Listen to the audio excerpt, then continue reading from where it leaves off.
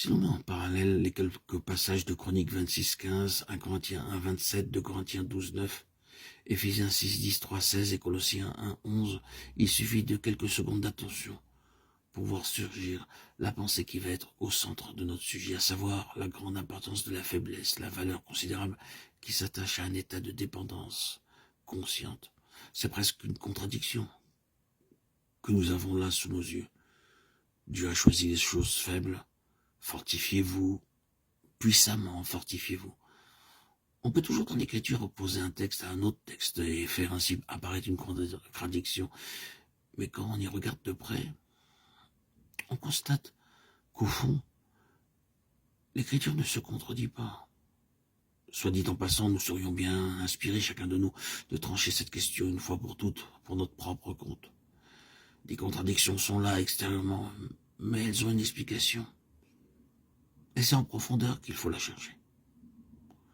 Quand on a trouvé la vraie signification des choses, on s'aperçoit que les textes qui paraissent contradictoires s'accordent en réalité à la perfection. Nous sommes justement ici en présence d'un de ces nombreux paradoxes. Nous pourrions au besoin exprimer les mêmes pensées sous une forme un peu différente qui rendrait l'opposition encore plus tranchée. Si je vous disais par exemple, la faiblesse est une bonne chose, la force est une bonne chose.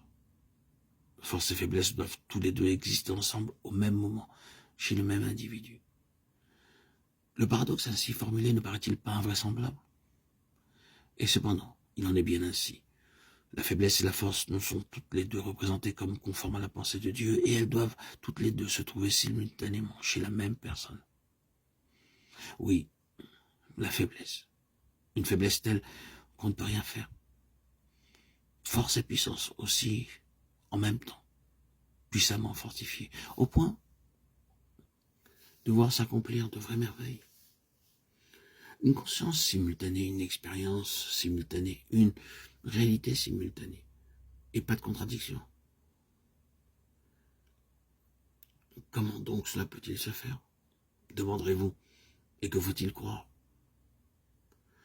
Il nous est arrivé plus d'une fois, parlant de la faiblesse, de sa nécessité, de l'importance d'une certaine forme de dépendance, en soulignant ce qu'il y a de précieux dans ce sentiment qu'on a souvent d'être à la merci de Dieu.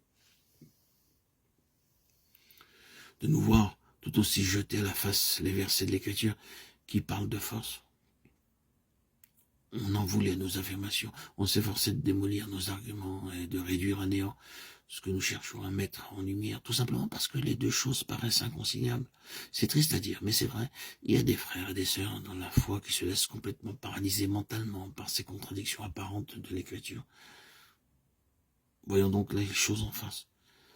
Si le Seigneur attend vraiment des siens, comme nous le croyons, qu'ils se trouvent en même temps dans deux états différents qui paraissent s'exclure l'un l'autre, reconnaissons qu'il y a là un problème et abordons-le de front. Nous en retirons tous un profit certain.